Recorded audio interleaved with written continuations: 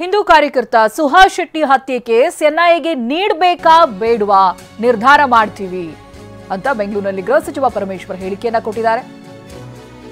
ಎನ್ಐಎಗೆ ಯಾರು ರೆಫರ್ ಮಾಡಿದ್ರು ಅಂತ ಗೊತ್ತಿಲ್ಲ. ಅವರು ಪ್ರಕರಣವನ್ನ ವರ್ಗಾಯಿಸುವಂತೆ ಕೇಳಿದ್ದಾರೆ. ನಮ್ಮ ಪೊಲೀಸ್ ಸಮರ್ಥವಾಗಿ ತನಿಖೆ ಮಾಡ್ತಾ ಇದ್ದಾರೆ. ಯಾವ ಆಧಾರದ ಮೇಲೆ ವರ್ಗಾವಣೆ ಕೇಳಿದ್ದಾರೆ ಅಂತ ಗೊತ್ತಿಲ್ಲ. ಇವತ್ತು ಚರ್ಚೆ ನಡೆಸಿ ನಿರ್ಧಾರ ಮಾಡ್ತೀವಿ ಅಂದಿದ್ದಾರೆ.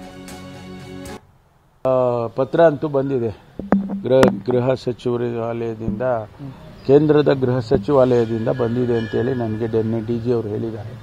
ಅದನ್ನ ಇವತ್ತು ತೀರ್ಮಾನ ಮಾಡ್ತೀವಿ. ಕೆಲವರು ಎಲ್ಲ ಎನ್ಐಎ ಕೊಡಿ, ಅದು ಕೇಂದ್ರ ಸರ್ಕಾರ ತನಿಖೆ ಮಾಡಲಿ ಅಂತೆಲ್ಲ ಮಾತುಗಳು ಆಡ್ತಾ ಇದ್ರು. ಯಾರು ರೆಪ್ರೆಸೆಂಟೇಷನ್ ಕೊಟ್ಟಿದ್ದಾರೆ ಗೊತ್ತಿಲ್ಲ.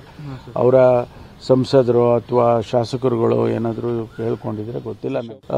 ಪತ್ರ ಅಂತೂ ಬಂದಿದೆ. ಗೃಹ ಸಚಿವಾಲಯದಿಂದ, ಕೇಂದ್ರದ ಗೃಹ ಸಚಿವಾಲಯದಿಂದ ಬಂದಿದೆ ಅಂತೇಳಿ ನನಗೆ ಡಿಜಿ ಅವರು ಹೇಳಿದ್ದಾರೆ.